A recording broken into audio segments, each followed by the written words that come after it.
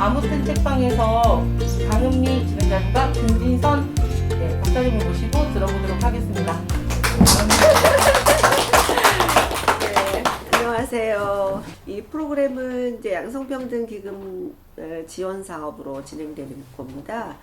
아까 소개했듯이 그 책 읽기 프로그램 진행했었고, 그 다음에는 지금 하고 있는 건 책방과 함께 이제 이렇게 작가님, 철학자 이런 분들 모시고서 또 책방의 분위기도 좀 같이 느끼고 또 양성평등과 관련한 또 책 추천도 좀 그 분들에게 좀 요청해서 그 이야기도 좀 듣고 그냥 편안하게 대화를 나누는 시간 이렇게 생각하시면 좋을 것 같습니다. 북경대에서 박사학위를 받으신 거로 알고 있습니다. 뭐였나요? 장자였나요? 네, 장자가 예. 이제 큰 타이틀이고요. 네. 우리가 지금 읽고 있는 장자를 읽게 한 그 장자의 책을 편집한 이제 위진 시대의 곽상이라고 하는 인물이 있습니다. 그 곽상의 정치 철학 연구로 이제 박사학위를 먹었습니다. 네. 어쨌든 동양 철학인데 정치 철학이라고 말해야겠네요. 그러면 이 김진선 선생님 오시니까 또 남성분들도 꽤 오셔서 너무 좋습니다. 이런 여러 기관 내지는 책방에서 진행되는 프로그램에 대체로 관객수 참여자는 거의 99%가 여성들입니다. 그래서 뭔가 이게 굉장히 성편향적이다 라는 생각을 많이 하면서 아쉬움이 좀 있었는데, 그래도 오늘 참여하신 분들이 반 정도는 남성분들이어서 너무 기쁩니다. 그분들의 목소리를 조금 더 청해서 들으면 좋겠다 싶긴 한데 막 지금 경직되고 있습니다. 일교차가 좀 있어가지고. 일교차가 덥게 입고 왔는데 좀 예. 땀이 그렇습니다. 나네요. 그렇구나. 예. 그리고 아까 이제 용어에서 약간 수정이 좀 필요한 거가 두 가지 이야기가 있습니다. 경력 단절이라는 용어하고 양성평등이라는 이 용어인데요. 우리가 이제 양성평등 이렇게 얘기를 합니다만 대체로 성평등으로 뭐 좀 얘기를 해야 되는 거 아니냐라는 의견들도 있고, 그다음에 이제 경력 단절이라는 용어도 경력이 단절된 건가?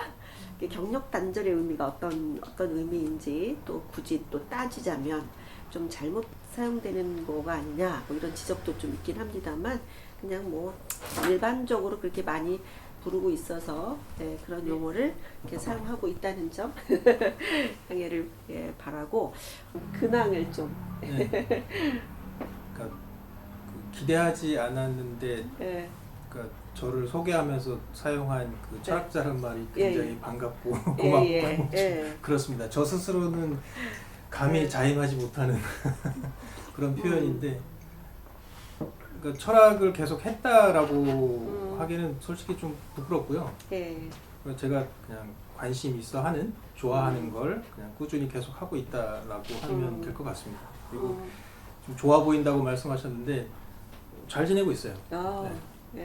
제가 생각했었던 꿈꿨던 그런 삶을 지금 거의 그대로 살고 있기 때문에 너무나 사랑하는 사람과 그리고 내가 좋아하는 일을 돈도 벌면서 그럭저럭 잘 살고 있습니다라는 얘기를 듣는 거가 되게 기쁜 일인 것 같기도 합니다. 오늘 책 두 권을 추천을 해주셨습니다. 우선은 나와 타자들이라는 책하고 아까 이렇게 보니까 사람, 장소, 환대라는 책도 이제 가져오시고 이러셨어요. 그래서 느낌 왠지 이분이 어떤 얘기를 좀 하는 거를 좋아하는지 아니면 좀 궁금해하는지 취향을 좀 알 수 있을 것 같긴 합니다만, 나와 타자들 그리고 소재로 붙은 거가 우리는 어떻게 타자를 혐오하면서 변화를 거부하는가 라는 소제목이 붙었고 그렇습니다. 이 책을 추천을 좀 해주셨습니다. 최근에 제가 하고 있는 연구, 제가 그 연구원에서 연구 프로젝트를 참여하고 있는 게 그 난민 관련된 그 주제들을 다루고 있어서 타자에 대한 인식이라든가 타자와의 어떤 공존이라든가 하는 부분들을 계속해서 보고 있었고요. 그렇게 보는 과정에서 이 나와 타자들이라고 하는 책을 이제 접하게 됐고 봤는데 굉장히 그 폭넓게 다양한 주제들을 아주 일목요연하게 잘 정리를 해놨어요. 그냥 막연하게 이렇게 머릿속에 막 떠돌던 이야기를 A, B, C, D 하는 식으로 이렇게 차근차근 다 정리를 해놓으면서 거기에 이제 뭔가 자기 나름대로 이런 걸 풀어낼 수 있는 뭔가를 좀 제안하고 있어서 이걸로 이제 관련된 논문을 하나 썼었어요. 그 논문 게재도 되고 해서 기억에 남고 그래서 이제 갖고 오게 됐습니다. 아, 그러셨구나. 우리 집안 안에서도 굉장히 다양한 형태의 이 세대 간, 뭐 성별 간 또는 경제적인 어떤 뭐 이렇게 뭐 유무관, 경제력의 유무관 이런 차이들 때문에 생기는 뭐 그런 것들도 실제로는 많이 보여지고 있지 않는가 하는 생각이 좀 들기도 합니다. 특히 이제 제삿날, 뭐 명절날 그런 갈등들이 좀 증폭돼서 하나의 어떤 이미지로 만들어지기도 하고 이제 그런 것 같아요. 이게 좀 변화해간 어떤 시대에 우리 소위 말하는 이렇게 다원화된 사회에 적응하지 못할 현상일까요? 아니면 그 당연한 변화를 당연하게 어떻게 인정하지 못하는 그런 경직성 뭐 그런 것 때문일까요? 뭐 때문에 이제 그럴까요? 그러게요. 그 제사하고 뭐 이런 그 가족의 어떤 생활 이 얘기는 정말 어려운 것 같아요. 실제로 겪고 있는 일이기도 하고요. 근데 저는 그 과정이라고 생각해요. 그러니까 굉장히 이질적인 새로운 것들이 이제 들어오면서 그걸 이제 소화해 가는 과정. 그러니까 받아들였는데 그걸 이제 소화하지 못하고 그걸 겪어내는 다양한 어떤 현상 중에 하나라고 저는 그냥 그런 식으로 이제 이해를 하려고 좀 하는 편이고요. 그래서 이걸 해결하기 위해서는 쉽게 말하면 이제 감기의 그 대증요법이라고 하잖아요. 감기는 원천적으로 그걸 해결할 수가 없잖아요. 증상에 따라서 그 상황이나 맥락에 따라서 뭐 이렇게도 하고 저렇게도 하고 그 처방이 달라질 수밖에 없는 거니까 그런 처방들을 다 아울러서 이게 길이야라고 하나를 딱 제시하는 건 그건 오히려 과도로 회귀하는 것 같아요. 그러니까 가부장적인 질서라고 하는 걸 무너뜨리기 위해서 이거는 뭐 페미니즘 뭐 한쪽 방향으로 가야 돼라고 해서 새로운 잣대를 들이대는 건 그건 이제 뒤집었을 뿐이지 똑같은 말인 거잖아요. 그러니까 이게 그렇게 같은 방식으로 접근할 건 아닌 것 같고 이제 그걸 계속 쪼개가지고 우리가 하나의 잣대로는 접근해서 안 돼라고 해서 이걸 무너뜨리고 쪼개고 그리고 그런 과정에서 생기는 다양한 어떤 불협화음들을 하나씩 그것에 맞게 좀 조율하는 과정 그런 식으로 접근하면 그나마 좀 낫지 않을까 싶긴 한데 최대한 공정하게 맞이하려고 하는 그런 자세가 좀 필요할 것 같아요. 와, 공정하게 맞이하려는 자세. 그 첫 번째는 그거예요. 그러니까 있는 그대로 그 사실을 객관화시켜서 이제 늘어놓는 거죠. 그러니까 나는 여기에 A라고 하는 관계자고 당신은 여기에 B라고 하는 관계자다라고 해서 그 이해관계의 틀 속에서 접근하는 게 아니라 여기 그대로 놓여 있는 걸 이제 우리가 한 발 물러서서 보자. 라고 하는 그런 관점을 조금 가질 필요가 있을 것 같아요. 가지려고 노력을 좀 해야 될 것 같아요. 근데 어렵죠. 특히나 이제 자기가 가지고 있는 뭐 고정관념이라든가 이런 게 좀 강한 사람들은 이런 걸 아예 이제 좀 거리두기 자체가 힘든 거예요. 어쩌면 이제 오늘 이야기의 주제가 이 나와 타자들 안에서의 어떤 공동체, 우리 가족도 공동체고 또 선생님들은 철학가에 계시니까 또 그 안에서도 공동체고 한데 불편한 지점들이 각기 좀 있을 것 같아요. 어디에 내가 속해 있다라는 그래서 어쩔 수 없이 뭐 속하긴 해야 된다. 같이 살긴 살아야 된다.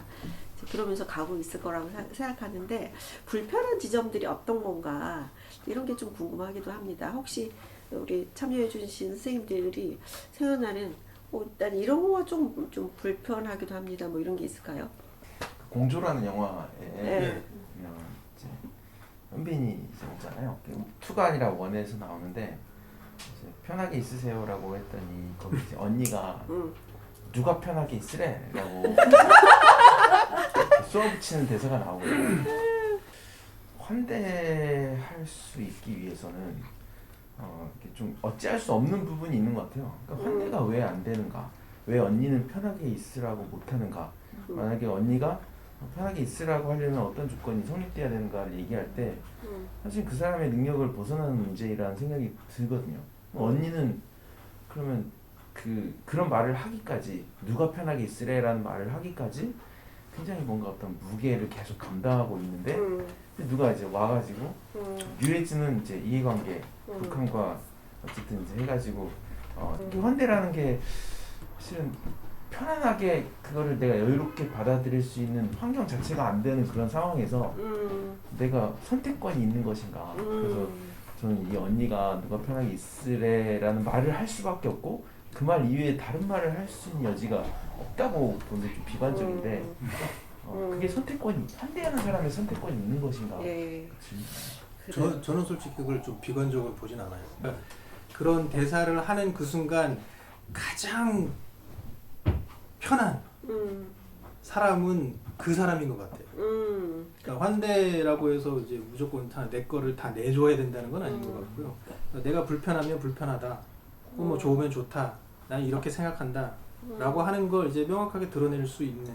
그러니까 집에서 주인이 손님한테 이제 접대하거나 혹은 주인이 손님에게 뭔가를 요구하는 게 아니라 그 호스트와 게스트의 관계가 아니라 이건 완전히 이제 타자와 타자로서의 관계라고 봐야, 그렇게 돼야 이제 환대라고 하는 게 가능하지 않을까. 그러니까 환대라고 하는 영어 자체가 이제 호스탈리티라고 하더라고요. 그러니까 저도 그 말을 들으면서 알았어요. 예. 대체로 편하게 있어라고 말하는 명령할 수 있는 자와 그거는 대체로 권력을 갖고 있는 그 그룹 안에서 권력을 갖고 있는 자가 편하게 있어 이렇게 하는 것 같아요.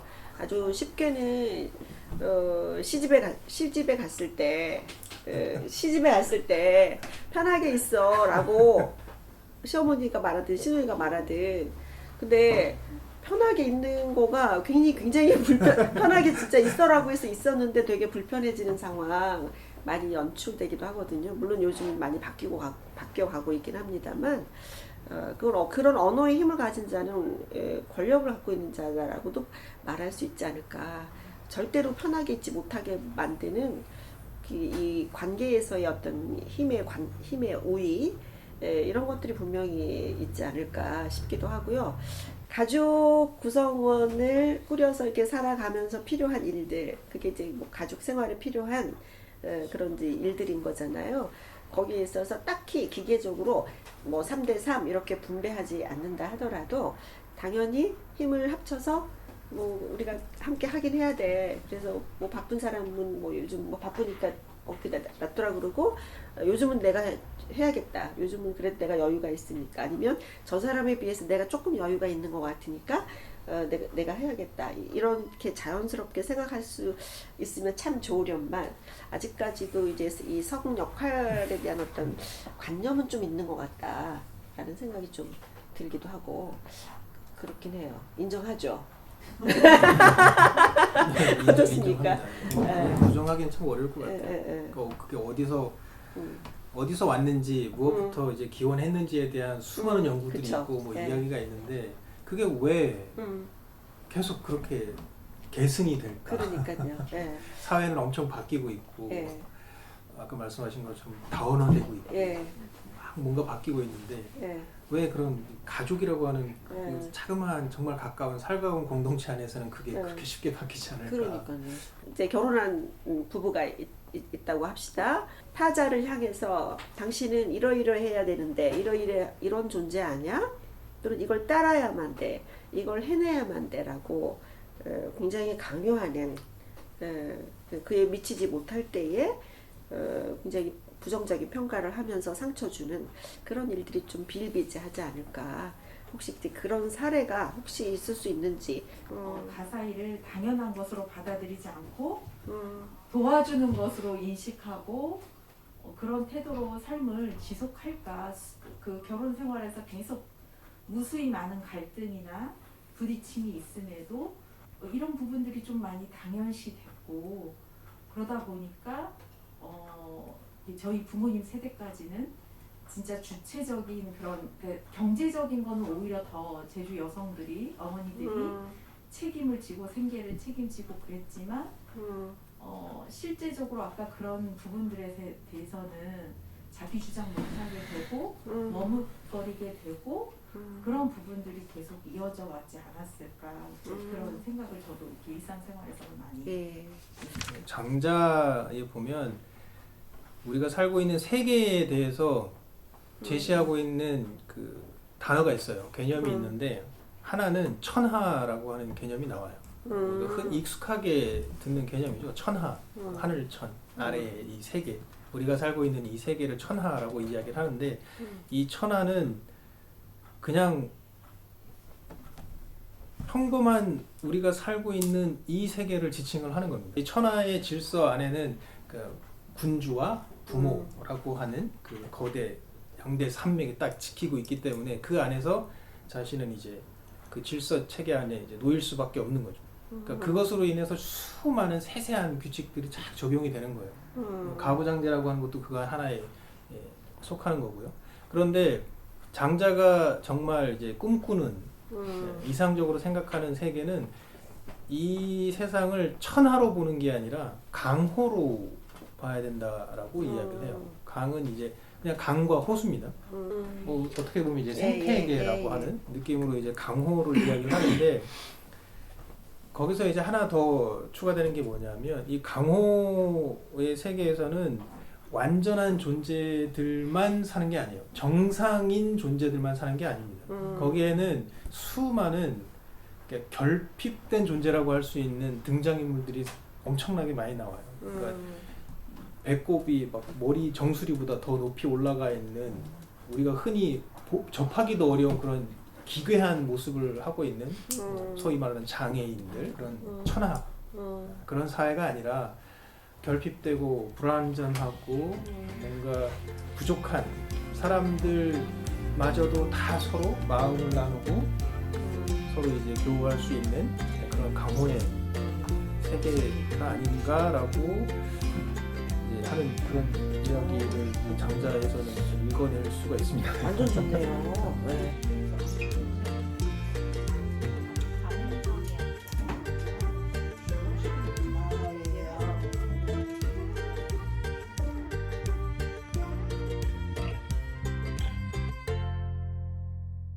우정으로 성공을 이루자!